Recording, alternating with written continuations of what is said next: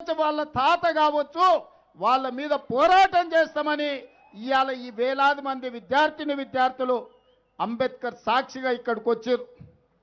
వాళ్ళకొక్కటే తెలుసు, ఈ దేశం వాళ్ళది, రాబోయే దేశ భవిష్యత్తే ఈ యువతరం భవిష్యత్తు.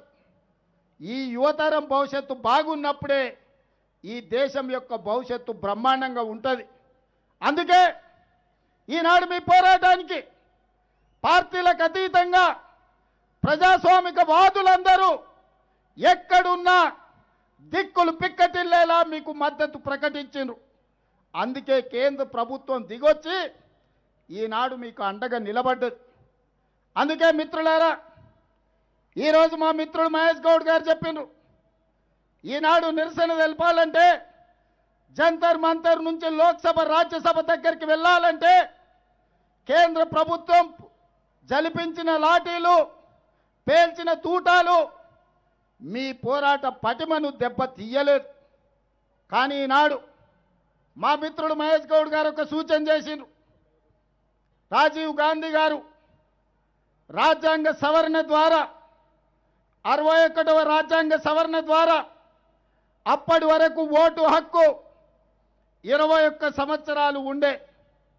కానీ రాజీవ్ గాంధీ గారు ప్రపంచ దేశాలను గమనించి 21 సంవత్సరాల ఓటు హక్కును 61వ రాజ్యాంగ సవరణ ద్వారా ఈనాడు 18 సంవత్సరాల నూనూగు మీసాల యువకులకు, మా సోదరి మనులకు ఈరోజు రాజీవ్ గాంధీ గారు ఓటు హక్కు ఇచ్చిండ్రు.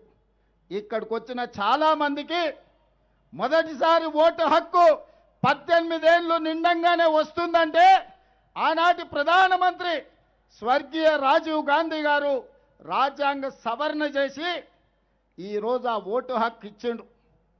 చట్టసభలు ప్రధానంగా ఈ దేశంలో స్థానిక సంస్థలు, శాసనసభ, లోక్సభ, ఈ 3 ప్రధానమైన ఎన్నికల చట్టసభలు. ప్రధానమంత్రి పివి నరసింహారావు గారు ఈ పక్కనే ఉన్నారు.